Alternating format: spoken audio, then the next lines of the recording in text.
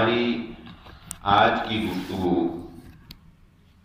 ایک بہت ہی سادہ سے ٹاپک پر ہوگی، اور وہ ٹاپک کوئی ایک خاص فکس ٹاپک نہیں ہے، بلکہ معاشی اعتبار سے، یعنی مروجہ معاشرے میں لوگوں کو لین دین میں جو مسائل پیش آتے ہیں، اور بطور خاص وہ مسائل جو مجھ سے لوگوں نے زیادہ سوالات کیے کہ ہمیں یہ مسائل جو ہیں لین دین کے معاملے میں پیش آئے، تو ان مسائل کو آج میں آپ کے سامنے رکھوں گا، کیونکہ ہم لوگ کاروباری معاملات میں اور لین دین کے معاملات میں بہت ہی غیر محتاط رویہ اپنا چکے ہیں۔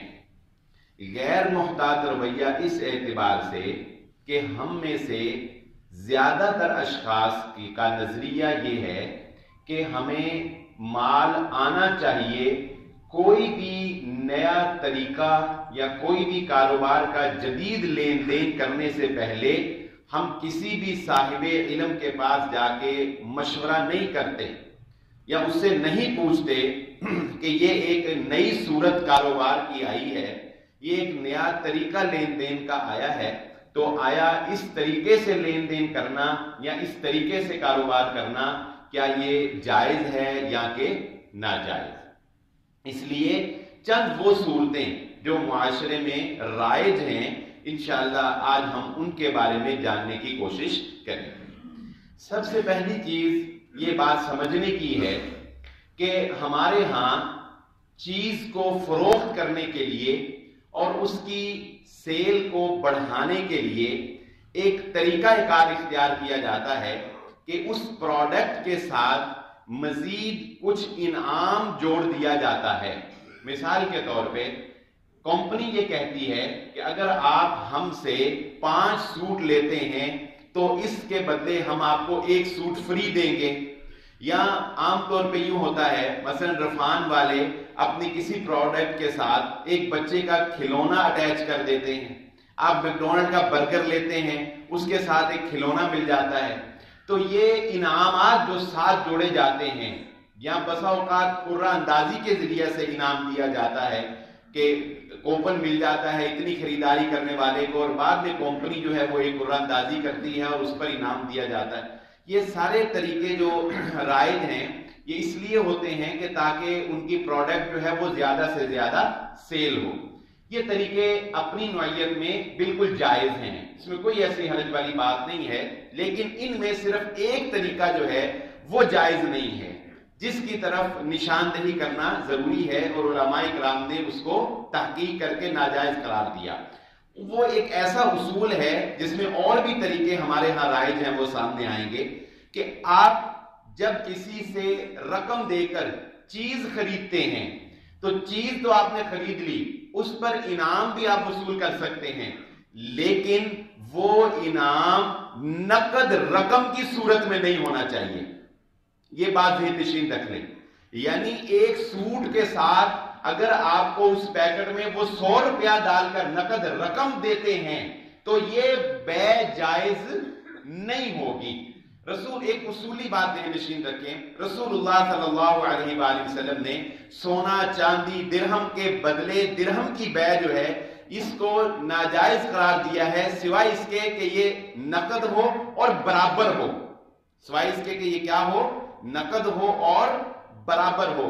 میں اس کو ایک آسان مثال سے سمجھا دیتا ہوں۔ مثلا آپ کسی کو 1 لاکھ روپیہ دیتے ہیں، روپیہ دینا ہے آپ نے، اس سے کوئی چیز خریدی نہیں ہے، اس کو 1 لاکھ روپیہ دیتے ہیں، بدلے میں آپ اس سے 1 لاکھ 1 روپیہ بھی نہیں لے سکتے، یہ سود ہو جائے گا، یہ سود ہو جائے۔ تو جب آپ کسی سے پروڈکٹ خریدتے ہیں تو اس پروڈکٹ کی قیمت تو آپ نے ادا کر دی، لیکن اس رقم کے بدلے آپ کم رقم واپس نہیں لے سکتے۔ اس لیے یہ بات ایک اصولی ذہن نشین رکھ لیں، بعض اوقات بچوں کے کھلونوں میں یا پیکٹس میں ایسی چیز ہوتی ہے جس میں ساتھ اماؤنٹ واپس کی جاتی ہے، رقم واپس کی جاتی ہے، ایسی چیز کا خریدنا جائز نہیں ہے.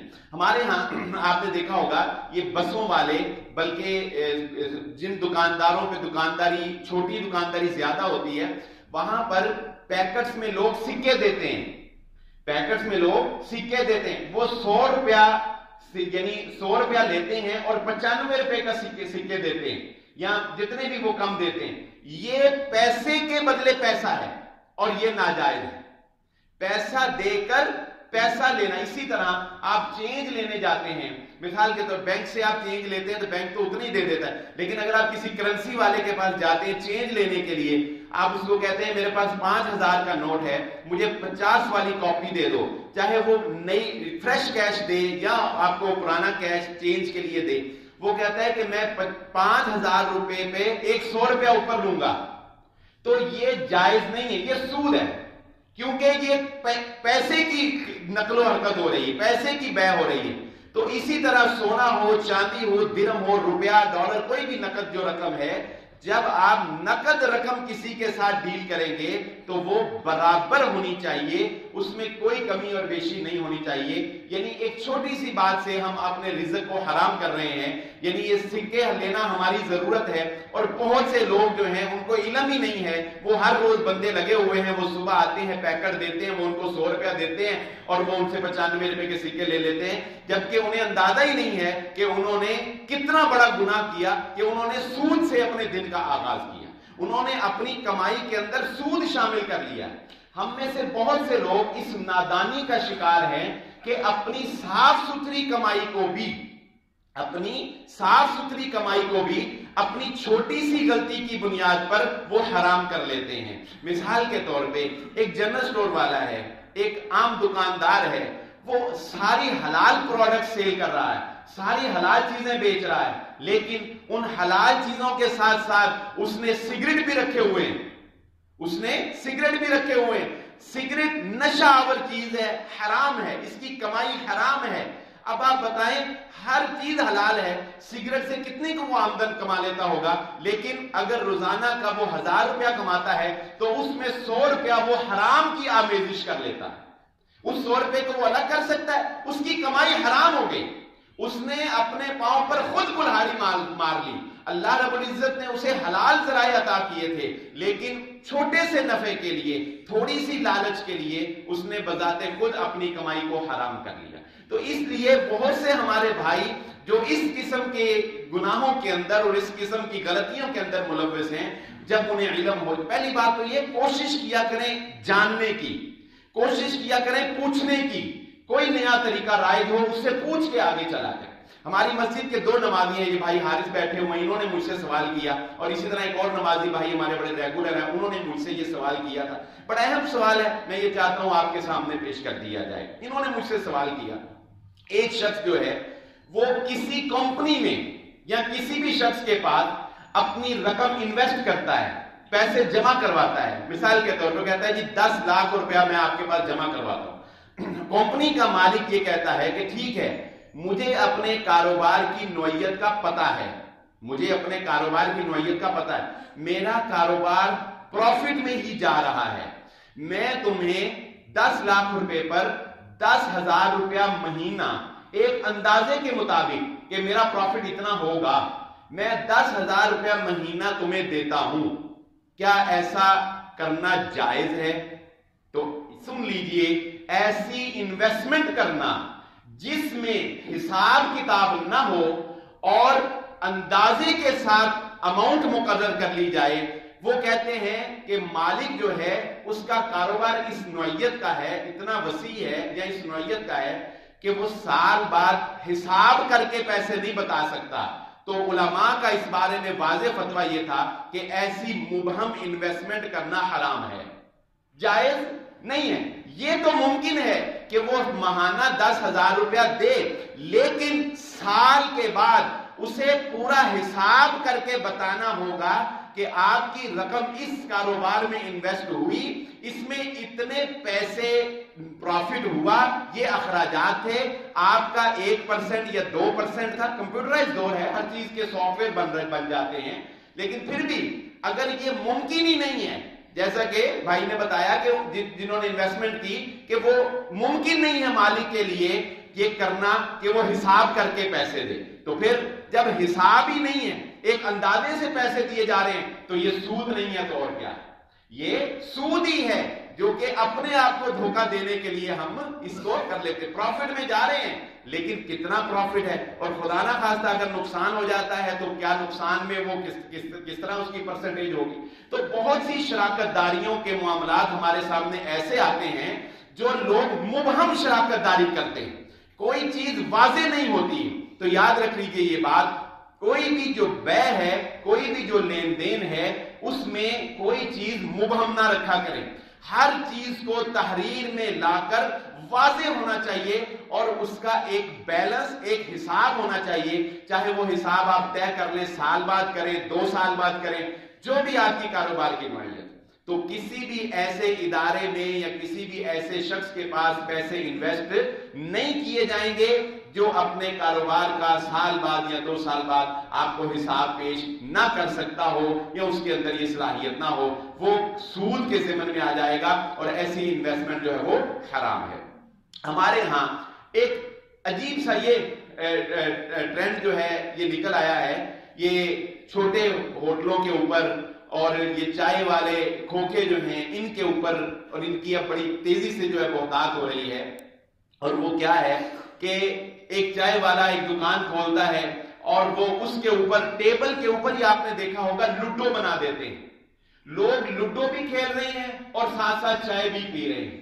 اور اسی طرح سافٹ ویئر ایپلیکیشن کے اندر لوڈو جو ہے وہ بہت زیادہ مقبول جا رہی ہے. لوڈو کے گیم کے بارے میں کیا حکم ہے؟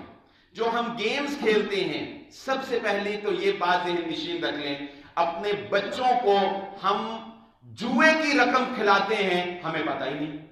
ہمارا بچہ جوا کھیلتا ہے, ہمیں پتہ ہی نہیں. ہم سمجھتے ہیں ہمارا بچہ بہت اچھا ہے. بھئی یہ بے برکتیاں ہیں جو ہمارے بچوں کے دلوں میں اور ہمارے بچوں کی روحانی اثرات آ رہے ہیں. کیا مثال کے طور پہ ہمارے ہاں یہ ٹرینڈ ہے گیمز کے بارے میں, لوڈو ہو یا یہ سنوکر ہو یا اسی طرح اور بھی چند گیمز ہوتی ہیں جو انڈور گیمز ہیں, ان کے بارے میں یہ ایک ٹرینڈ ہے کہ 2 آدمی گیم کھیلتے ہیں, سنوکر کھیلتے ہیں. اس کلب میں سنوکر کھیلنے کی ایک فیس ہے, مثلا ایک گیم کے وہ 100 روپیہ لیتے ہیں, ایک گیم کا وہ 100 روپیہ لیتے ہیں. طے یہ پاتا ہے کہ دونوں گیم کھیلنے والے میں سے جو شخص ہارے گا وہ 100 روپیہ ادا کرے گا. یہ بغیر کسی شک کے جوا ہے, بغیر کسی اختلاف کے, بغیر کسی شک کے جوا ہے. وہ جس میں ایک کو چانس پر نقصان ہو یا اس کو چانس پر نفع ہو. تو یہ اس طرح کی لوڈو کھیلنا یا اس طرح سے سنوکر کھیلنا, گیمز کا حکم کیا ہے, اس پر میں ایک پورا لیکچر پہلے جمعہ پڑھا چکا ہوں کہ کون سی گیم جائز ہے اور کون سی نہیں جائز. اس لیے ہمارا ٹاپک یہ نہیں ہے. ہمارا ٹاپک یہ ہے کہ ہمارا بچہ سنوکر کلب میں انجوائمنٹ کے لیے سنوکر کھیلتا ہے. چلو سنوکر تو جو بھی ہے, جائز ہے ناجائز ہے وہ تو ایک الگ بات ہے, لیکن اگر وہ جیتا ہے تو جوا لیتا ہے, اگر وہ ہارتا ہے تو جوا ادا کرتا ہے. اپنے بچوں کو اس قسم کی گیمز جن میں ہم جوئے دے رہے ہیں, لوڈو کھیلتا ہے, ہارتا ہے تو چائے کے پیسے ہارنے والا دے گا. عام طور پہ اس طرح ہوتا ہے, چائے والے کھوکے پہ بیٹھے ساتھ لوڈو بھی کھیلی, کیا طے پایا جی, اگر ہارے تو ہارنے والا چائے کے پیسے بھی دے گا, اور اگر لوڈو کی کوئی فیس ہے تو وہ بھی وہ ادا کرے گا. یہ چھوٹے پیمانے کے اوپر جوا ہو رہا ہے, اور یہ جوا جس کو اللہ رب العزت نے رجس من عمل الشیطان, یہ شیطان کا عمل قرار دیا ہے, ہمارے اندر گندگی پیدا کر دینے کے لیے, ہمارے اندر لڑائیاں جھگڑے فسادات پیدا کر دینے کے لیے شیطان نے یہ جوئے کو ہمارے اندر رائج کیا ہو. اسی طرح رسول اللہ صلی اللہ علیہ وآلہ وسلم نے 2 جانوروں کو آپس میں لڑانے سے اللہ کے نبی صلی اللہ علیہ وآلہ وسلم نے منع فرمایا. ہمارے ہاں مرغوں کو لڑایا جا رہا ہے, ہمارے ہاں کبوتروں کے مقابلے کروائے جا رہے ہیں, ہمارے ہاں کتوں کو لڑوایا جا رہا ہے, جبکہ ایک جانور کو تکلیف دینا جان بوجھ کر یہ اتنا سخت گناہ ہے کہ رسول اللہ صلی اللہ علیہ وآلہ وسلم نے ارشاد فرمایا, ایک عورت کو جہنم میں صرف اس لیے داخل کر دیا گیا تھا کہ اس نے بلی کو باندھ کر رکھ دیا تھا. کمرے میں باندھ دیا، نہ اس کو کچھ کھانے دیا، نہ اس کو کچھ پینے دیا، نہ اس کو کھلا چھوڑا کہ وہ خود اپنا رزق تلاش کر لے. وہ بھوک سے مر گئی، اذیت سے مر گئی. اس اذیت دینے کی وجہ سے جانور کو اللہ رب العزت نے اس عورت کو جہنم کی سزا میں دھکیل دیا. تو جانور جو معصوم ہیں، جانور جو ہمارے فائدے کے لیے بنائے گئے ہیں، پہلا ان کو لڑانا یہ گناہ، اور کتنا بڑا گناہ کہ جانور کو اذیت دینا جہنم میں جانے کا باعث، اور دوسرا پھر ان کے اوپر جوا لگانا، یہ اس سے بڑا حرام کا کام ہے، حرام کی کمائی ہے جو ہم کما رہے ہیں. اسی طرح خواتین کی جانب سے یہ سوال بہت زیادہ کیا جاتا ہے، کیونکہ یہ ان کی فیلڈ ہے کہ آیا خواتین کے لیے بیوٹی پارلر کا شعبہ، بیوٹی پارلر کھولنا یہ جائز ہے یا کہ ناجائز ہے. تو اس بارے میں سن لیجئے وہی بات جو میں نے شروع میں ذکر کی تھی. ایک چھوٹی سی قباحت ہے، بس اس سے آپ نے بچنا ہے. مثال کے طور پہ خواتین جو ہیں ان کے لیے زیب و زینت اختیار کرنا یہ بالکل نہ صرف جائز بلکہ اسلام اس کی تلقین کرتا ہے کہ عورت زیب و زینت اختیار کرے، عورت زیب و زینت اختیار کرے. میں نے اس کی کئی مثالیں آپ کے سامنے رکھی ہوئی ہیں. تو بیوٹی پارلر کا شعبہ خواتین کے لیے بالکل جائز ہے، اس میں کوئی حرج والی بات نہیں. حرج اس میں کیا ہے؟ اگر اس بیوٹی پارلر کو شریعت کے قوانین کے خلاف استعمال کیا جائے، اگر اس بیوٹی پارلر کو شریعت کے قوانین کے خلاف استعمال کیا جائے، مثلا وہاں پر بے پردگی کا اہتمام ہو.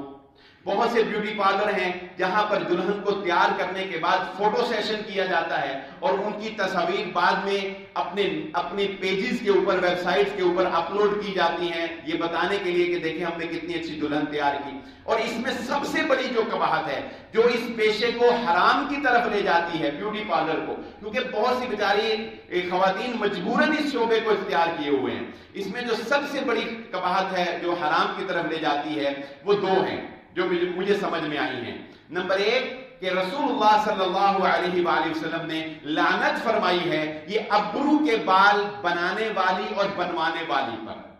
کوئی بھی بیوٹی پارلر کی خاتون اگر یہ ابرو کے بال خواتین کی بناتی ہے تو اس نے اپنی کمائی کو حرام کر لیا. ادروائز وہ میک اپ کرے، وہ ان کی بیوٹی کے لیے کچھ کرے، ان کے ناخن کاٹے یا کچھ بھی کرے تو وہ اس میں کوئی حرج والی بات نہیں. لیکن جب ابرو بنائے گی تو جس طرح ایک جنرل اسٹور والا سگریٹ بیچ کر اپنی کمائی حرام کر لیتا ہے، اس طرح ایک بیوٹی پارلر والی ابرو بنا کر اپنی کمائی حرام کر لے. اسی طرح ہمارے ہاں یہ ایک رواج ہے کہ یہ پلکیں جو ہیں، یہ پلکیں ان کو خوبصورت بنانے کے لیے ان کے ساتھ آرٹیفیشل پلکیں لگائی جاتی ہیں. ان کے ساتھ ان پلکوں کو خوبصورت کرنے، بڑا کرنے کے لیے آرٹیفیشل لگائی جاتی ہیں. یہ بھی حرام ہے. اللہ کے نبی صلی اللہ علیہ وآلہ وسلم نے منع فرمایا اور سخت وعید بیان فرمائی بالوں کے ساتھ بال ملانے والیوں پر. بالوں کے ساتھ بال ملانے والیوں پر جو ہمارے ہاں مصنوعی بال ملا لیے جاتے ہیں، پراندہ وغیرہ بنا لیا جاتا ہے، یا یہ جو ہے یہ آنکھوں کی پلکیں جو ہیں ان کے ساتھ مصنوعی پلکیں بنا دی جاتی ہیں. یہ دو بنیادی باتیں ہیں لائٹ سی جن کی طرف توجہ نہیں ہے اور یہ شریعت نے حرام قرار دی ہیں. اس کے علاوہ کٹنگ کا معاملہ ہے کہ خواتین کی بالوں کی کٹنگ جو ہے وہ مردوں کی مشابہت کی طرح نہ کی جائے. یہ بھی ایک نازک مسئلہ ہے کہ اگر کٹنگ کو تو بعض علماء کرام جائز قرار دیتے ہیں. حضرت عائشہ صدیقہ رضی اللہ تعالیٰ عنہ کی روایت کے دلیل سے کہ ان کے بال کل وفرا تھے، تو ایک علماء کی رائے اس کے جواز کے قائل ہے کہ شولڈر سے نیچے، حضرت عائشہ صدیقہ رضی اللہ تعالیٰ عنہ کے بارے میں آتا ہے کہ ان کے بال کل وفرا یعنی یہ شولڈر جتنے تھے، اس کندھے جتنے. تو اس حدیث سے علماء کرام یہ استدلال کرتے ہیں کہ شولڈر سے نیچے بال جو ہے عورت کٹوا سکتی ہے. ایک رائے ہے، بال نہیں کے بھی قائل، لیکن چلے گنجائش موجود ہے نا، محقق علماء جواز کے قائل.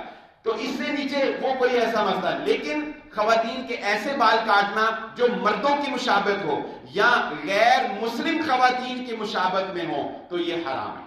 تو یہ اس چھوٹی سی چیز کے ذریعے سے اپنی کمائی کو حرام نہ کریں، اس چھوٹے سے معاملے میں اپنی کمائی کو حلال رکھیں. ہمارے ہاں جو پراپرٹی کا کام ہے، میرے سامنے ایک سوال آیا ہے، ایک پراپرٹی ڈیلر جو ہے وہ میرے پاس آئے یہ بھی اکثر لوگوں کو یہ سابقہ پیش آتا ہے۔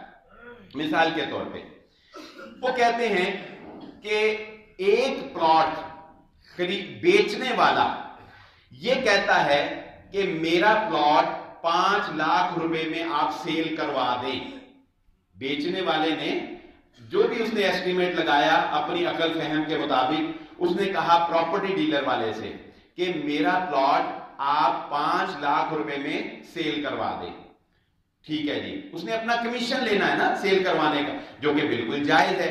اس کمیشن کے بدلے اس پر یہ لاگو ہے کہ وہ گاہک کی خیر خواہی کرے، اس کو دھوکہ نہ دے، جو موجودہ زمین کا ریٹ ہے اس کے مطابق اس کو چیز لے کر دے، اچھا مشورہ دے، پلاٹ کی گارنٹی دے، ہر طرح سے اپنی تسلی کرے۔ اب کوئی خدا نہ خواستہ کوئی لا علمی میں اونچ نیچ ہو جائے تو الگ بات ہے، لیکن اگر اس کے دل میں چور ہے، وہ اپنے گاہک کی خیر خواہی نہیں کرتا، تو اس کا کمیشن اس کے لیے جائز نہیں ہو سکتا۔ کمیشن وہ اسی بات کی لے رہا ہے کہ میں اپنے گاہک کو اچھی چیز جو ہے وہ دوں گا، یا اس کی چیز اچھے داموں سیل کروا دوں گا۔ تو وہ آ کے کہتا ہے کہ مجھے ایک کسٹمر نے کہا کہ میرا پلاٹ 5 لاکھ روپے میں سیل کروا دیں۔ بڑا ہیپی بات۔ کہتے ہیں کہ ابھی ایک دن بعد ایک شخص آیا اور اس نے آ کے کہا کہ میں یہ پلاٹ 6 لاکھ میں خریدنے کے لیے تیار ہوں۔ بیچنے والے نے کیا کہا تھا کہ میں 5 لاکھ میں بکوا دو، میں ہیپی ہوں۔ خریدنے والا کہتا ہے کہ میں 6 لاکھ میں خرید کے ہیپی ہوں، خوش ہوں۔ اب اس نے اس سے بھی کمیشن لینا ہے، اس نے بھی کمیشن لینا ہے۔ میرے پاس پوچھنے کیا آیا؟ میرے پاس پوچھنے یہ آیا کہ جو 1 لاکھ ہے نا، یہ ان دونوں کو میں کیوں چھوڑ دوں، یہ میں ہی کیوں نہ کھا جاؤں؟ تو مجھ سے انہوں نے سوال کیا کہ جی اگر ہم اس طرح کریں کہ اس سے 5 لاکھ کا یہ پلاٹ جو ہے، اس سے 5 لاکھ اس نے کہا دے دیں، ہم اس سے خریدے بغیر ہی اگلا بندہ جو 6 لاکھ روپے دے رہا ہے اس کو اپنے بہاف پر سیل کر دیں، اس سے بیانہ پکڑ کے اس کو دے دیں، اور یہ جو درمیان والا 1 لاکھ ہے یہ ہم کمیشن بھی ہڑپ کر جائیں، اور یہ درمیان والا 1 لاکھ بھی ہم ہڑپ کر جائیں۔ یہ تو اس کی اچھا پن تھا کہ وہ آ کے مجھ سے پوچھ لیا، تو میں نے اس کو بتایا کہ رسول اللہ صلی اللہ علیہ وآلہ وسلم کے پاس جب اسی طرح ایک صحابی رسول صلی اللہ علیہ وسلم نے آ کر یہ سوال کیا کہ کوئی شخص مجھ سے آ کر کوئی چیز مانگتا ہے، فلاں چیز مانگتا ہے، مجھے پتا ہے کہ وہ مارکیٹ میں ہے، میں اس کو بغیر خریدے، بغیر ملکیت حاصل کیے کیا میں اس کو سیل کر سکتا ہوں؟ اللہ کے نبی صلی اللہ علیہ وسلم فرمایا تمہارے لیے اس وقت تک اس کو فروخت کرنا جائز نہیں جب تک تم اس کی ملکیت نہ اختیار کرو۔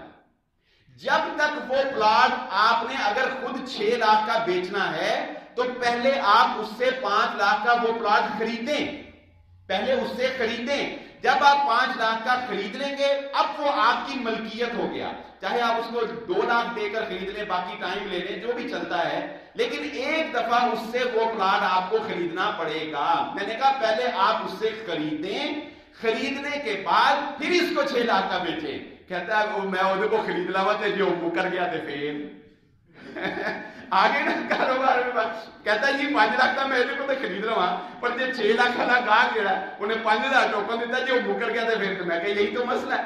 کاروبار میں نفع نقصان ہے، کاروبار نام ہی اسی چیز کا، رسک لینا پڑتا ہے نا۔ یہ کتنا آسان تھا، ادھر سے پیسے پکڑنے تھے ادھر دے دینے تھے، نہیں، کمیشن لینا ہے تو پھر دونوں کے درمیان دونوں کی خیر خواہی کر کے جو بھی بٹوین اس کے سودا ہوگا اس کے درمیان کرنا چاہیے۔ تو یہ ایک مجھے یہ اس لیے پتا ہے کہ میرے پاس یہ سوال آیا، اگر نہ پراپرٹی ہو، کپڑا ہو، کئی ایسے ڈیل ہو رہی ہیں ہمارے بازاروں میں جن کا بارے میں لوگ پوچھتے ہی نہیں ہیں، پتہ ہی نہیں ہے، بس نفع دیکھتے ہیں، پیسے آ رہے ہیں، بچ رہے ہیں، چلو ٹھیک ہے جی کام کر دو۔ اس لیے یہ بات ذہن نشین رکھیں، کوئی بھی پلاٹ ہو، کوئی بھی چیز ہو، اگر آپ نے سیل کرنی ہے آگے کسی کو تو آپ کو پہلے اس کی ملکیت لینی ہوگی، وہ ملکیت فائل کی صورت میں ہو، وہ قرار نامے کسی بھی صورت۔ ایک ہوتا ہے آرڈر پہ کوئی چیز بنانا، اس کی صورت الگ ہوتی ہے، یعنی آپ کسٹمائز کوئی چیز بناتے ہیں، آپ کی مینوفیکچرنگ ہے، بندہ آپ کو آرڈر دے دیتا ہے، وہ صورت الگ ہے۔ ایک اور بڑا اہم سوال ہوتا ہے، یہ سوال جو ہے یہ زیادہ تر ڈاکٹرز کے حوالے سے کیا جاتا ہے۔ ہمارے ہاں ایک طریقہ رائج ہے کہ یہ جو ادویات بنانے والی، میڈیسن بنانے والی کمپنیاں ہیں، یہ ڈاکٹرز کو مراعات دیتی ہیں، یہ ڈاکٹرز کو गिफ्ट्स देती हैं, गिफ्ट छोटा लफ्ज है, बल्कि ये तो पता नहीं क्या कुछ देती हैं, गिफ्ट तो बहुत छोटा लफ्ज। तो मुझे एक डॉक्टर ने ये सवाल किया, बल्कि एक नहीं कई डॉक्टर्स ने ये सवाल किया, लेकिन वो सवाल क्या है, डॉक्टर कहते हैं कि हमने मरीज को एक मेडिसिन लिखकर देनी है, रेफर करनी है। इसकी दो सूरतें बनती हैं। एक सूरत तो ये है कि कंपनी डॉक्टर को कहती है ये ले, ये होंडा स्विक आपकी हुई, आपने करना ये है कि जो मरीज भी आएगा उसको किसी और कंपनी की नहीं बल्कि हमारी कंपनी की मेडिसिन लिख के देते जाना है। इसके गलत होने में, हराम होने में मेरा ख्याल है आप भी फैसला कर सकते हैं कि कोई शक की गुंजाइश नहीं। ये डॉक्टर की बेईमानी, ये डॉक्टर की बेईमानी है, ये डॉक्टर की अपने पेशे के साथ गद्दारी है कि अगर कोई डॉक्टर पेशेंट को सिर्फ इसलिए अद्वियात लिख कर दे कि उसने कंपनी से माल खाया हुआ है, तो ये रिश्वत भी है, ये धोखा भी है, ये बेईमानी भी है, ये गरर भी है, बहुत कुछ है। एक डॉक्टर कहता है कि जी देखें, बात ये है, हमने पेशेंट को दवाई वही देनी है। मसलन पेशेंट हमारे पास आता है, वो हकदार है कि उसको पॉन्स्टॉन दी जाए, हमने पॉन्स्टॉन देनी है, चाहे हमने कंपनी से कुछ लिया हो या ना लिया हो। तो अगर हमने उसको पॉन्स्टॉन देनी है तो देनी तो हमने है ही, तो हम अगर कंपनी से कुछ ले भी लेते हैं तो क्या हर्ज है? बात समझ रहे? पॉन्स्टॉन इसलिए नहीं लिखी कि कंपनी से पैसे लिए हुए हैं, लिखनी पॉन्स्टॉन ही है, लिखनी उसको या डिस्प्लिन ही लिखकर देनी है। अगर कंपनी ने पैसे ना भी लिए हो तब भी उसका मर्ज इसका तकाजा करता है कि डिस्प्लिन ही लिख के देनी है, तो लिखनी तो डिस्प्लिन ही है। तो कंपनी कह भी रही है कि चलो यार हमसे ये कोई फ्रिज भी एक साल दे, तो लेने में क्या हर्ज है? तो इस पर फिर उलमाए इकराम से जब मैंने मशवरा किया और इस पर मुकम्मल तहकीक की, तो डॉक्टर हजरात इस बात को गौर से सुन लें कि उनके लिए ये लेना भी जायज नहीं है। अगर उन्होंने दवाई लिखनी भी वही हो, इसके बावजूद भी किसी भी कंपनी से एक्स्ट्रा कोई भी तोहफा लेना, कोई भी एक्स्ट्रा आमदन लेना, वो डॉक्टर्स के लिए जायज नहीं है। उसकी वजह सुन लें क्या है। उसकी वजूहात दो हैं। पहली वजह यह है, रसूलुल्लाह सल्लल्लाहु अलैहि वसल्लम ने जब सरकारी ओहदे पर किसी को फाइज किया तो उसको जब भेजा तो वो माल लेकर आया। मिसाल से समझाने लगा हूं, जब वो माल लेकर आया तो उसने कहा ये माल सरकारी ज़कात है और ये वो तहाइफ हैं जो लोगों ने मुझे दिए। अल्लाह के नबी सल्लल्लाहु अलैहि वसल्लम फरमाया, तू अपनी मां के घर बैठा रहता तो तोहफे देने आते तुझे यहां लोग, क्यों दिए? क्योंकि तू सरकारी मुलाजिम है इसलिए दिए। लिहाजा तहाइफ भी कहां जाएंगे?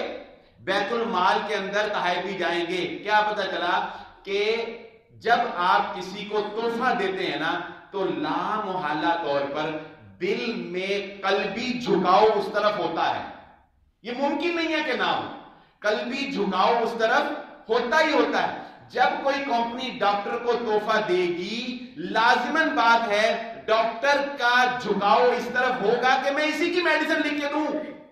एक बात। दूसरी बात, डॉक्टर का पेशा इस बात का मुतकाजी है, डॉक्टर का पेशा इस बात का मुतकाजी है कि उसने पेशेंट से फीस भी ली है और वो खिदमत खल्क के जज्बे से सरशार होकर हर तरह से अपने मरीज को फेवर देगा। हर तरह से वो किसको फेवर देगा? अपने मरीज को हर तरह फेवर देगा।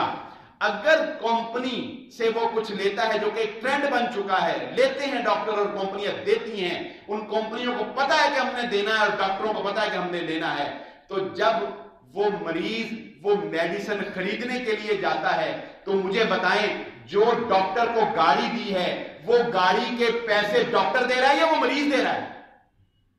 गाड़ी के पैसे कौन दे रहा है? कंपनी किससे वो पैसे ले रही है? मरीज से ले रही है। डॉक्टर इनडायरेक्टली मरीज पे अपनी गाड़ी डाल रहा है, मरीज का नुकसान कर रहा है, जबकि डॉक्टर का पेशा इस बात का मुतकाजी है कि वो मरीज की खैर ख्वाही करे, वो मरीज का भला करे। कंपनी ने इसे पल्ले से देने, कंपनी ने उसी دوائی کے اوپر اس کی کاسٹ ڈال کر اس دوائی کے اندر سے نکالنی ہے ڈاکٹر کی گاڑی بھی. اس لیے یہ بات ذہن نشین رکھ لیں, علماء کرام کی اس بارے میں واضح رائے یہ ہے کہ ڈاکٹر کا پیشہ بڑا مقدس پیشہ ہے. بلکہ میں کہتا ہوں کہ ڈاکٹر حضرات جتنی خدمت خلق کرتے ہیں, یہ صرف فرائض کو پورا کرتے رہیں تو انشاءاللہ ان کے لیے جنت بہت آسان ہے. کیونکہ جو خدمت خلق کا کام کرتا ہے, جو لوگوں کی مشکلات آسان کرتا ہے, اس کے لیے تو رسول اللہ صلی اللہ علیہ وآلہ وسلم نے جنت کی نوید سنا دی ہے. بلکہ نبی صلی اللہ علیہ وسلم نے 1 مہینہ مسجد النبوی میں اعتکاف کرنے کو بہتر قرار دیا اس بات سے. آپ صلی اللہ علیہ وسلم نے فرمایا مجھے یہ بات زیادہ پسند ہے کہ میں کسی دوست کے ساتھ جاؤں اور اس کی تکلیف کو, کسی مسلمان کی تکلیف کو دور کر کے اس کے واپس لوٹوں. یہ بات مجھے زیادہ بہتر ہے بنسبت اس کے کہ میں 1 مہینہ مسجد النبوی میں اعتکاف کروں.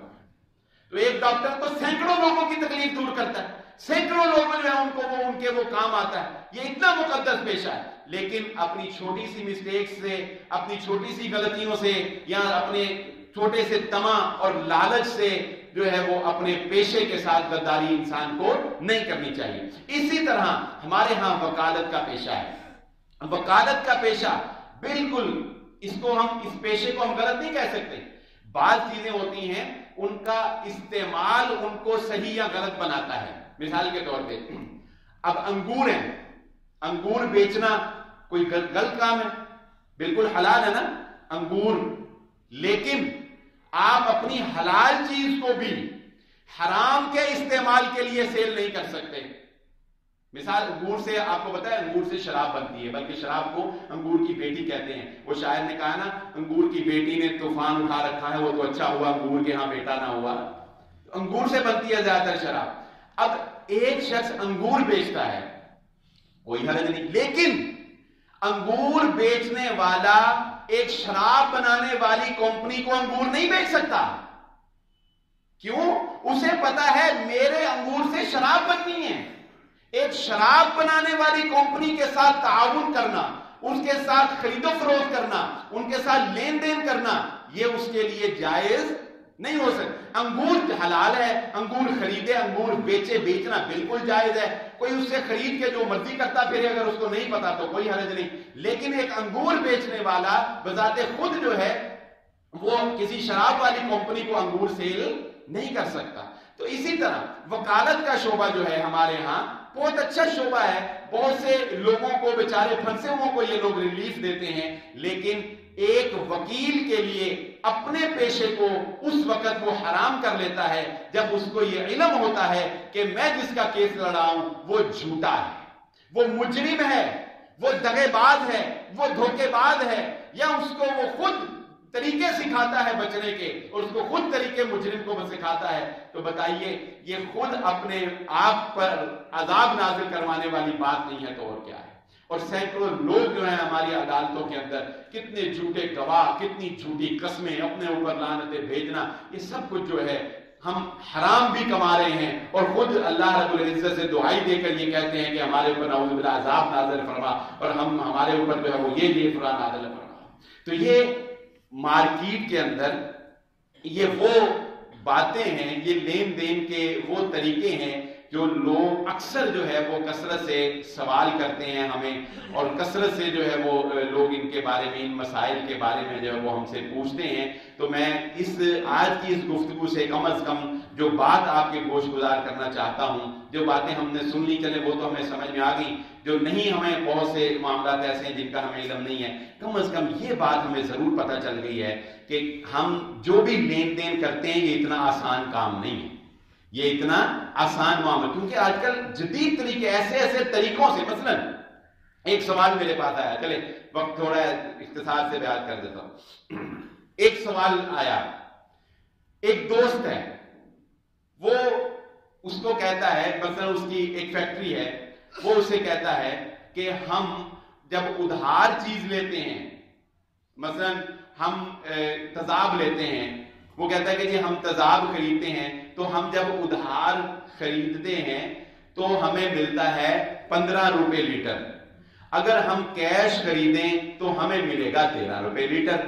وہ اپنے دوست کو کہتا ہے کہ آپ مجھے 10 لاکھ روپیہ دے دو, میں یہ कैश खरीद लेता हूं, मैं ये तेजाब जो मुझे 15 रुपए लीटर मिल रहा है ना उधार, कैश पर मुझे 12 रुपए लीटर मिलेगा, मैं ये खरीद लेता हूं कैश पे, 3 रुपए लीटर बच जाएगा ना, वो हम 1.5 रुपया कर लेंगे, वो उसको पैसे दे देता है, वो बिल्कुल ठीक है, कोई अलग वाली बात नहीं। आप समझते पता नहीं ये भी हराम है। मैं देख रहा हूँ चेहरों से, जब मैं कोई मिसाल क्या करता हूँ, आप कहते हैं अक्सर लोग सोच रहे यार मुझे ये लग रहा है भी हराम हो, नहीं, ये बिल्कुल ठीक है, कोई अलग वाली बात नहीं। लेकिन देखिए बारीकी बयान करने लगा हूं मैं, वो मेरा दोस्त वो भी पढ़ा लिखा था। अच्छा, अब वो 10 लाख उसके पास पड़ा है, उसने तेजाब मंगवा लिया, तेजाब मंगवा के कर लिया, डील हो गई। अब वो 10 लाख रुपया जब वापस नहीं किया उसने कहा यार बात ये है कि 10 लाख रुपया तुमने मेरे पास पड़ा हुआ है, मैं इससे अगला सौदा खरीद लेता हूं, मैं इसी 10 लाख से अगला सौदा खरीद लेता हूं। वो कहता नहीं, पहले मुझे इरशादुल हक असरी साहब से पूछ लेने, इरशादुल हक असरी साहब से पूछ। इरशादुल हक असरी साहब के पास गए, इरशादुल हक असरी साहब ने मामले को सुना। अल्लाह के नबी सल्लल्लाहु अलैहि वसल्लम ने मना फरमाया है, एक बै में 2 सौदे नहीं हो सकते, एक बै की है। इरशादुल हक असरी साहब ने फतवा दिया, क्या होगा, नहीं, पहले एक बै मुकम्मल हो। एक बै मुकम्मल कैसे होगी, वो तुम्हें 10 लाख रुपया वापस करे, तुम उससे 10 लाख पकड़ो, फिर अगले सौदे की बात करो, तो ये जायज होगा, वगरना ये हराम है, ये सूद है, जिसके बारे में नबी ने फरमाया एक बै में 2 बै नहीं हो सकते। कितना बारीक मसला क्या है यार, पैसे पड़े हैं मैं अगला सौदा कर, नहीं, एक बै मुकम्मल होनी चाहिए।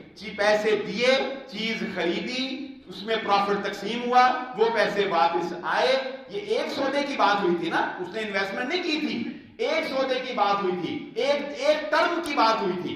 तो एक टर्म मुकम्मल कब होगी, जब उसके पैसे उसको वापस आए, पैसे हाथ में पकड़ो, फिर अगले सौदे की बात करो। इतनी बारीकियां हैं हमारे दीन के अंदर, लोगों को नुकसान से बचाने के लिए, लोगों को सूद से बचाने के लिए। ये जो हम बाजारों में बेबरकती देख रहे हैं, और ये जो अपने घरों में बेसकूनियां देख रहे हैं, और ये जो जवाल देख रहे हैं, ये इस वजह से है कि हम खरीदो फरोख्त के मामलात में तहकीक से काम नहीं लेते। अल्लाह रब्बुल इज्जत से दुआ है, अल्लाह मुझे और आपको जो कहा जो सुना समझने की और अमल करने की तौफीक अता फरमाए। हमारे लिए करना